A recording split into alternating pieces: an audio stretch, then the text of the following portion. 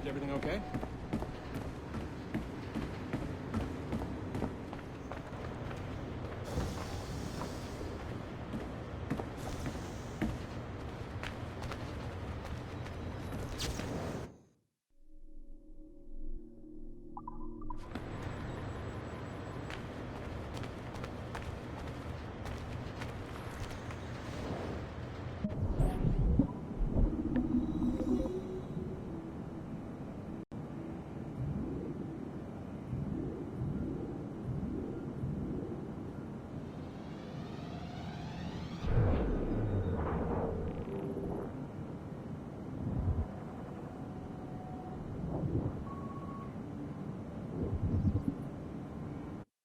Hey, Dad.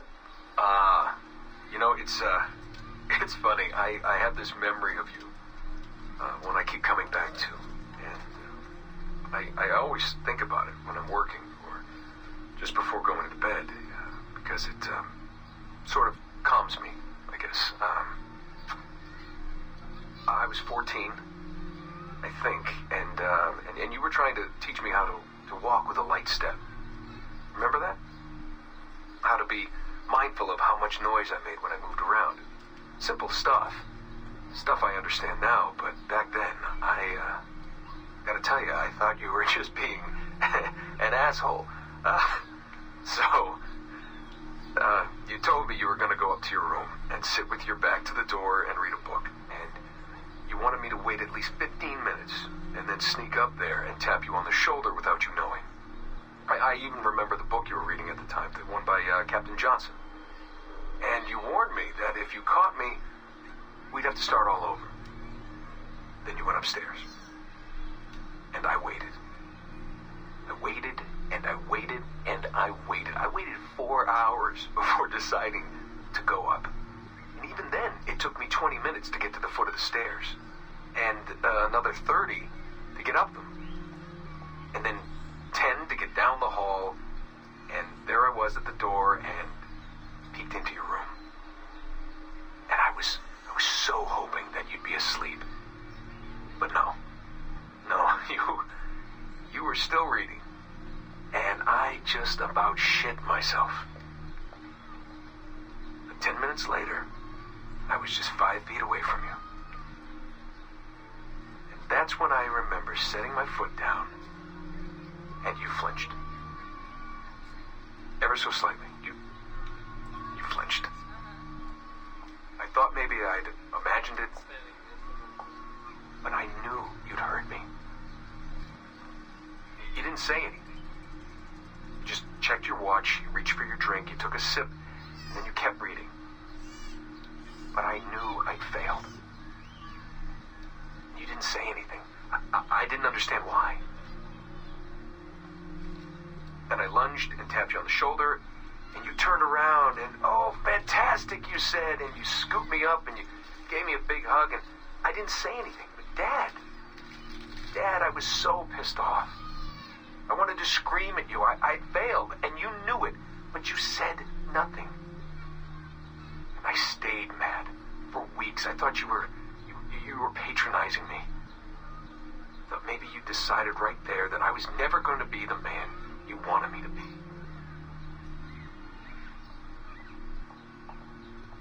But I realized just a few years ago that you checking your watch, that was the clue, wasn't it? You let me win because I had been so patient. I guess that impressed you. You know, maybe at that moment you thought it might be better to be my dad instead of my mentor. I don't really know. Maybe for you they're one and the same. You know, either way, I'm happy to know that both my mentor and my dad are looking out for me that day. I didn't understand that then. I think I do now.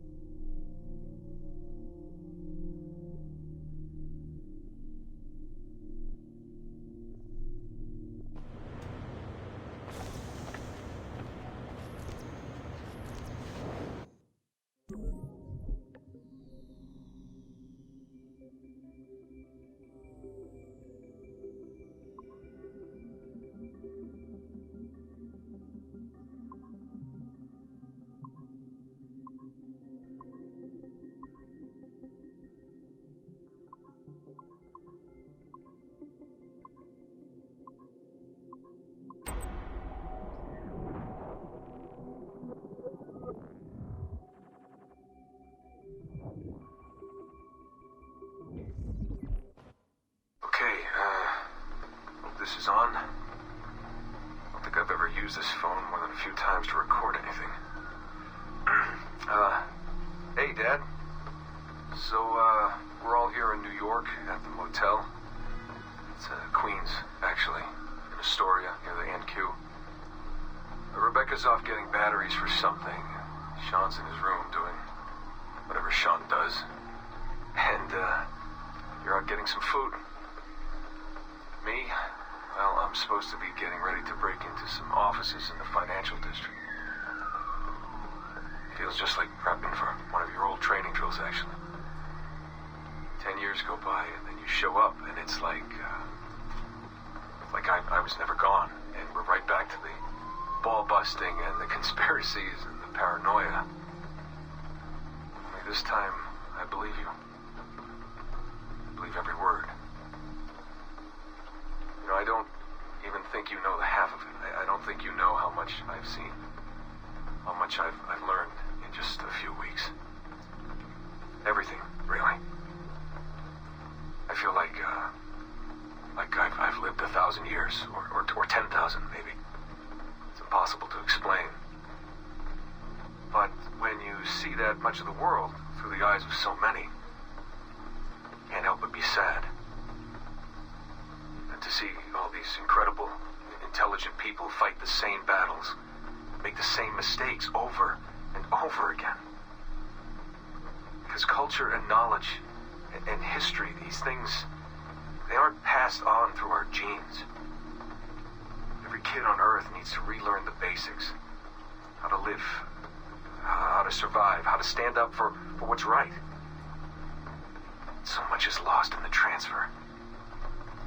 So much is added every generation. It's a shame. I mean, over and over, everything must be learned again.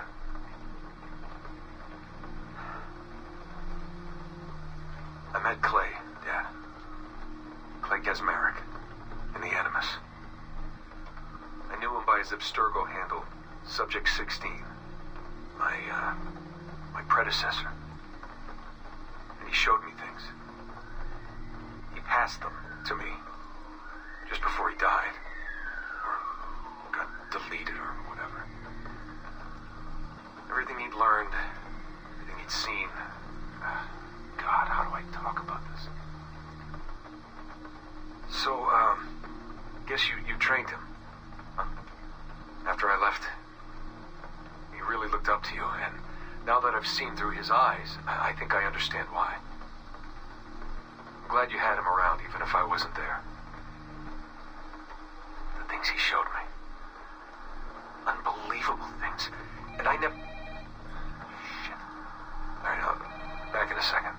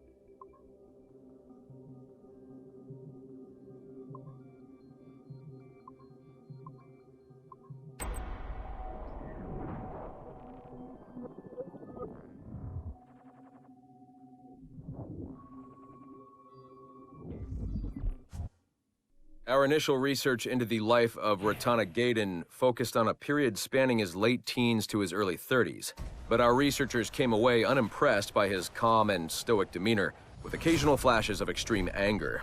This was not the sort of leading man we felt comfortable endorsing. We decided, therefore, to delve into his early childhood, with the hope that scenes of pre-colonial America might hold some appeal.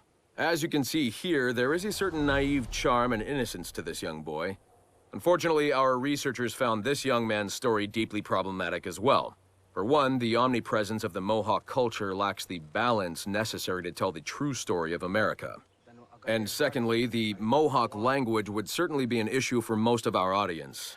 We therefore feel that although Ratana Tankon's early life would be of some interest to our more educated viewers, it's unlikely that his story would appeal on a broader scale, being too foreign, as it were, to normal audiences. Our team recommends we pass on this property.